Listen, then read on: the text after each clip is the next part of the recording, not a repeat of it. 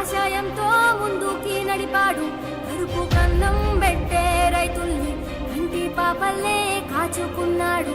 అబ్బాయి ఆరోగ్యం చూశాడు, మందులైతే ఇంటికి తెచ్చాడు. కన్న కొడుక వరసతి కారీడు, అన్ని మాకై నిలబడ్డ అయినోడు.